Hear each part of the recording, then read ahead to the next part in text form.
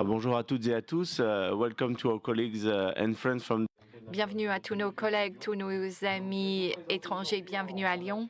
travailler sur les aspects, vous l'avez vu avant, superficiels. Et là, donc, je vais vous présenter un petit peu les travaux sur l'aspect structurel, notamment avec l'émergence de nouveaux matériels. Donc je devais faire cette présentation seul, mais je profite que Alain Epnik soit présent, avec qui j'ai pu travailler, notamment sur les essais croisés. Et donc, il vous parlera de cette partie-là. Ça me semble important. Donc, je me présente, du coup, ça t'évitera, Simon, de le faire. Donc, Pascal Trottier, dirigeant de la société PAV Expert. J'ai cité, du coup, notamment les contributeurs sur ces différentes analyses qui ont amené à des rapports sur les différentes tranches. Donc, Benoît Picou du laboratoire GC2D, Rémi Tautou de l'Université de Limoges, je ne sais pas s'ils sont là. En tout cas, j'ai vu Christophe Petit de l'Université de Limoges. Je ne sais pas si les personnes sont là. Et donc également Alain Epnik du CEREMA, avec qui j'ai pu travailler sur les essais croisés.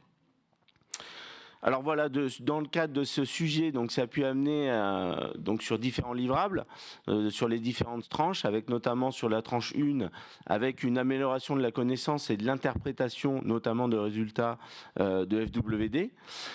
Sur une tranche 3, donc je me suis j'ai priorisé sur la connaissance et, comme le disait Simon, sur l'état de l'art de ce qui pouvait se faire au niveau des méthodes de mesure à grand rendement au niveau structurel. Et ensuite, ce qui a amené, du coup, par rapport à ce travail, sur une tranche 4, de pouvoir réaliser des essais croisés en France pour pouvoir mieux caractériser par rapport à nos méthodes l'utilisation de ces différents matériels.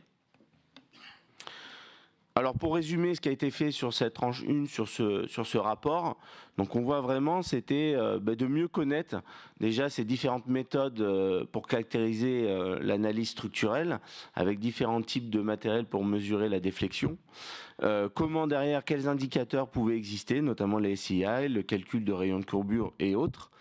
Ensuite, dans ce rapport, il y a eu un état des lieux des logiciels de calcul inverse qui a été fait. Donc vous pourrez le voir, différentes. Et également tout ce qui pouvait interagir sur l'interprétation des données avec des variables, qu'elles soient mécaniques ou physiques. Je profite de cette tribune pour vous dire, vous annoncer, là je prends ma casquette d'animateur du comité audit et diagnostic de Route de France, pour vous dire nous allons créer un groupe de travail du coup sur l'utilisation, la meilleure utilisation du FWD en France pour déjà mieux permettre son utilisation et mieux interpréter du coup ces données, qui fera l'objet du coup d'un rapport IDRIM. Voilà, je tenais à vous le dire, donc c'est quelque chose qui va être lancé. Alors voilà, sur la partie tranche 3, donc je me suis attaché sur la partie analyse de l'état de l'art. C'est vrai qu'on a vu l'émergence de nouveaux matériels pour mesurer la déflexion, et il était important, puisque l'utilisation de ces matériels est déjà depuis certaines années à l'international, depuis plus d'une dizaine d'années. Il était intéressant du coup de ne pas partir de zéro pour la France, mais de profiter de ces analyses qui avaient été faites pour ensuite mieux voir l'avenir, pour dire comment nous, on pouvait l'utiliser en France. Donc voilà un petit peu, je vous ai mis deux photos. L'appareil de droite est plutôt un appareil qui a été développé par la société Greenwood, qui s'appelle le TSD. Et ensuite, on a vu apparaître à gauche, des années plus tard, le Raptor, qui a été développé par la société Dynates, maintenant Rainbow, et qui permet, alors avec des caractérisations au niveau matériel un petit peu différentes, ce qu'on peut dire, vous pouvez le voir, une évolution dans le temps, notamment sur la longueur du châssis, permettant ainsi d'aller sur des réseaux un petit peu secondaires, avec des problématiques tournantes, ou alors même d'aller dans les villes pour le Raptor, alors que sur le TSD, on est plutôt sur un semi-remorque, plutôt pour une utilisation sur des réseaux autoroutiers ou autres. Alors avec du coup des matériels qui ont des technologies différentes, permettant de caractériser la déflexion. Pour résumer, le TSD, on ne mesure pas la déflexion, mais on mesure plutôt l'évolution de la pente, nous permettant d'interpréter pour avoir des mesures de déflexion, alors que le Raptor, grâce à des lasers Doppler, nous permet de mesurer la déflexion dans le temps avec différents lasers, nous permettant de caractériser le bassin dans sa longueur.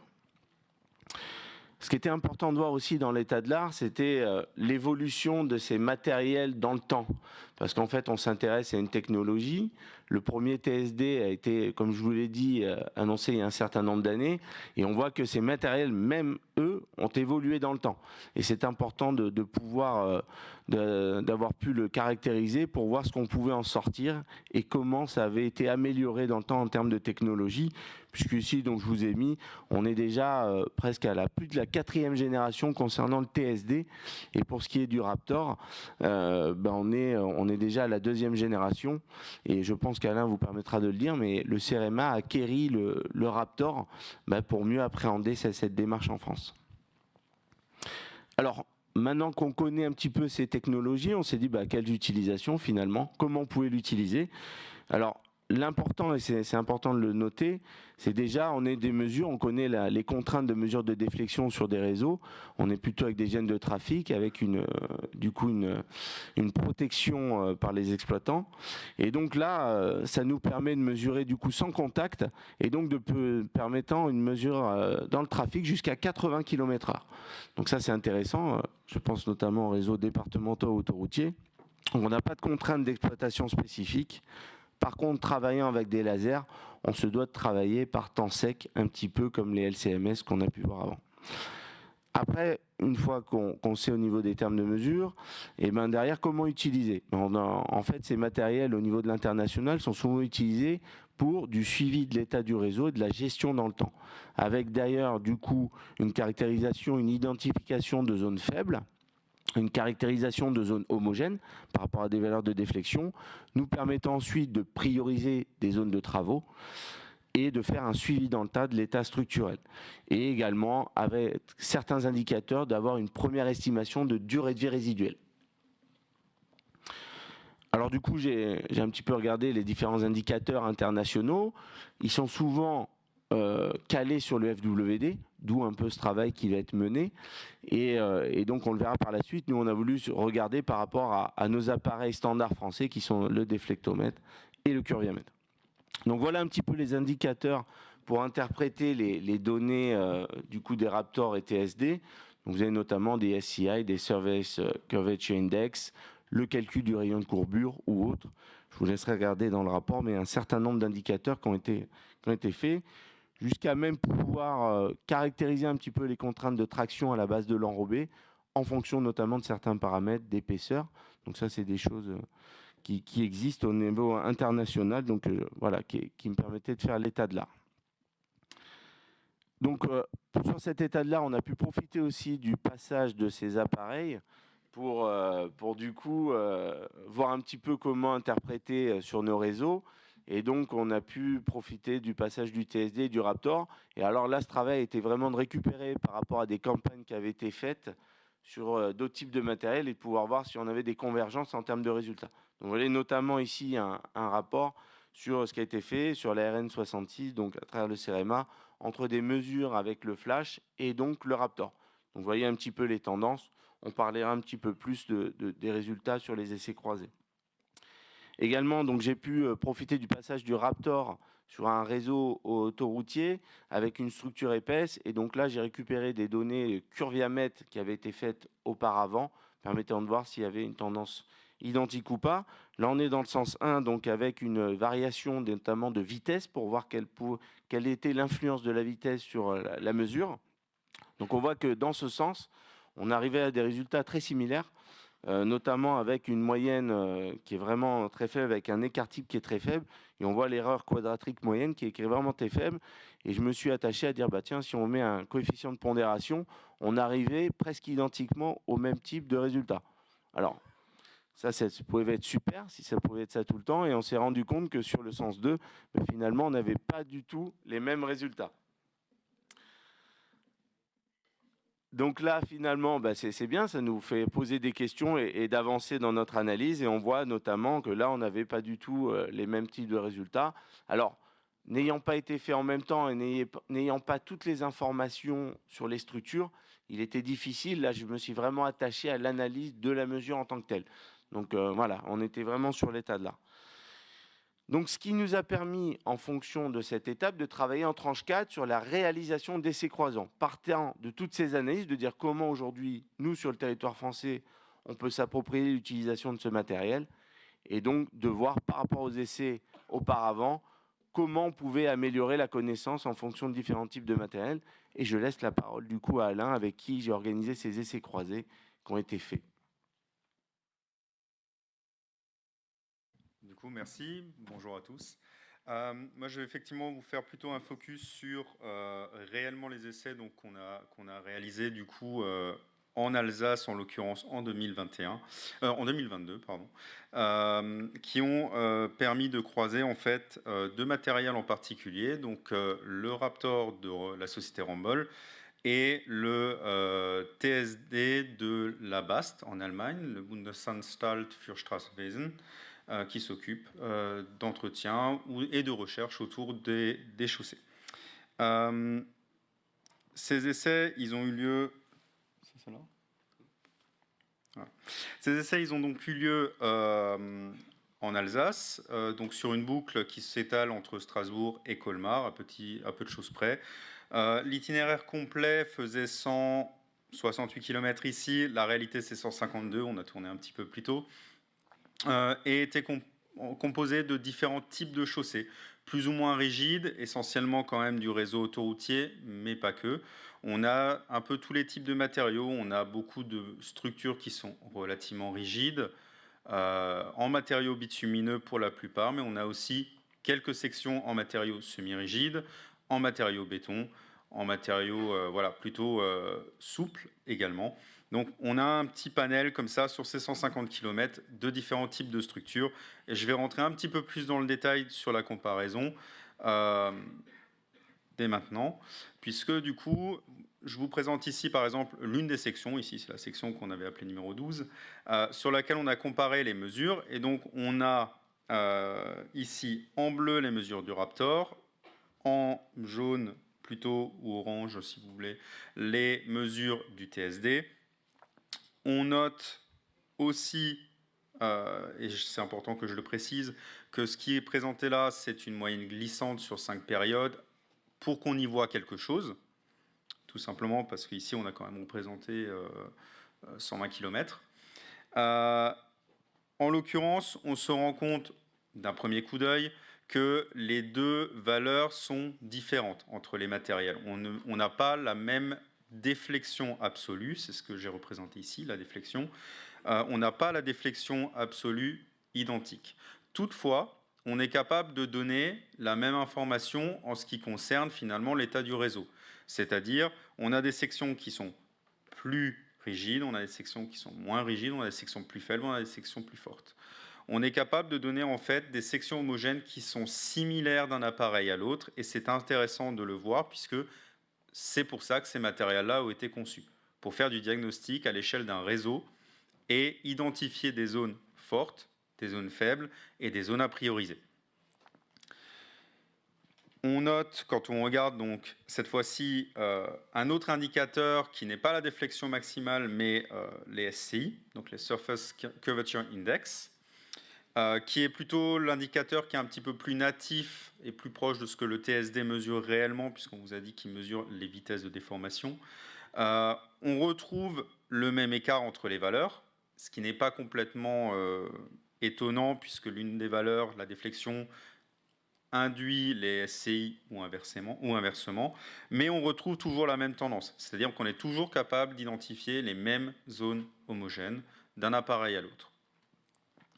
On note toutefois que l'écart, que ce soit sur cette diapositive ou la précédente, n'est pas constant entre les valeurs.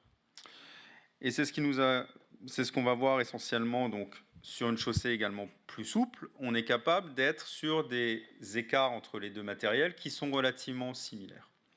Ici, par exemple, on aurait beaucoup plus facilement possibilité de corriger l'une des mesures pour obtenir l'autre. Et c'est ce qui va vous être présenté tout à l'heure. Mais donc, sur une structure plus souple, on se rend compte que les valeurs sont plus facilement comparables quand on regarde la valeur absolue.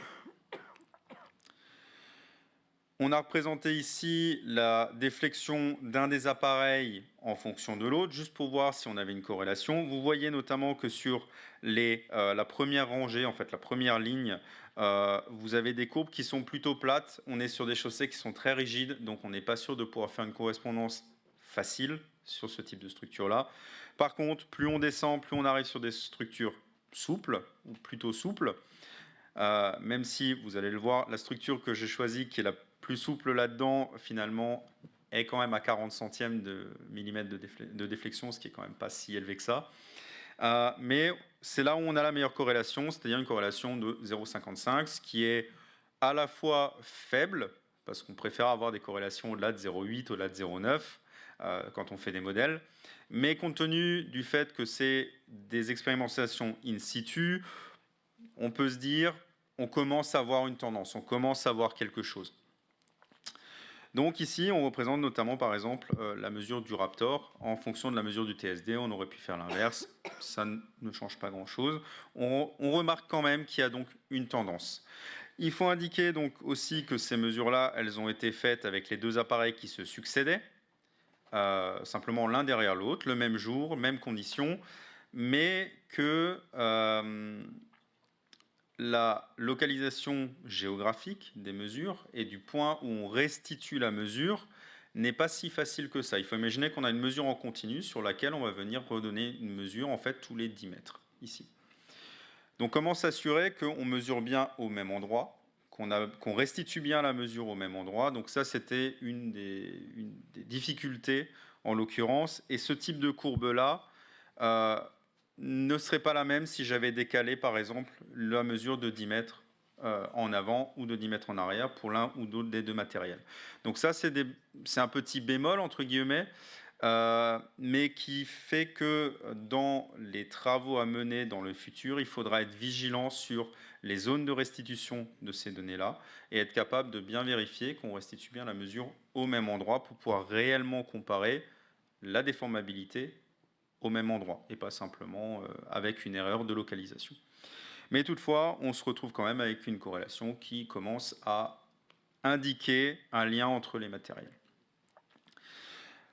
Les deux slides qui suivent sont plutôt pour vous évoquer la répétabilité de ces matériels-là, qui globalement est quand même bonne.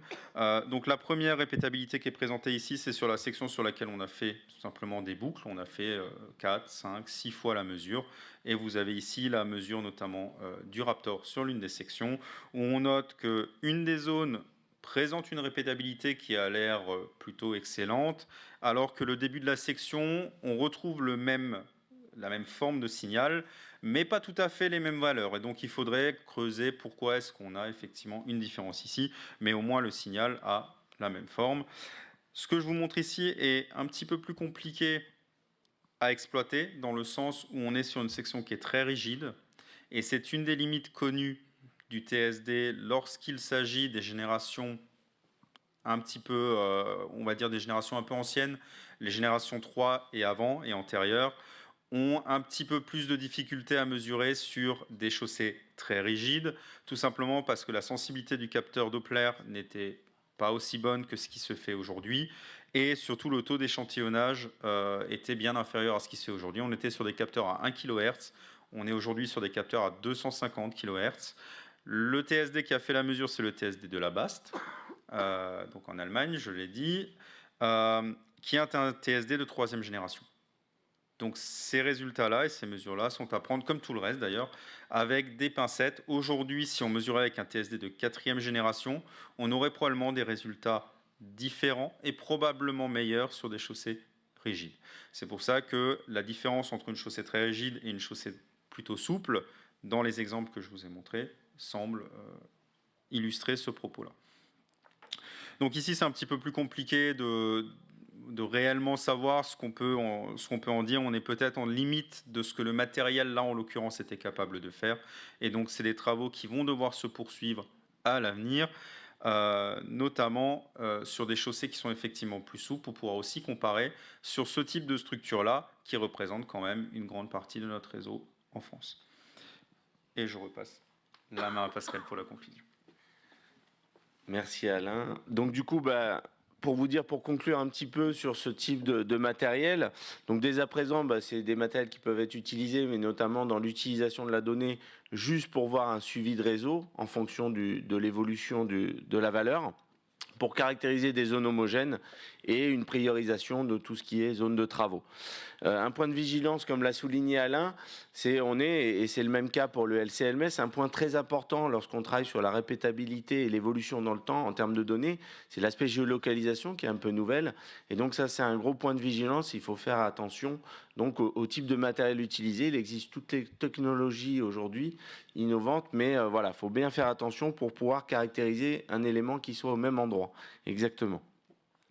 Ensuite, comme l'a dit Alain, on a encore un petit peu de travaux pour vraiment regarder comment utiliser ce matériel sur des chaussées, et notamment les essais croisés nous ont permis de voir les limites en termes de technologie, nous permettant de savoir ainsi comment l'utiliser dans le temps.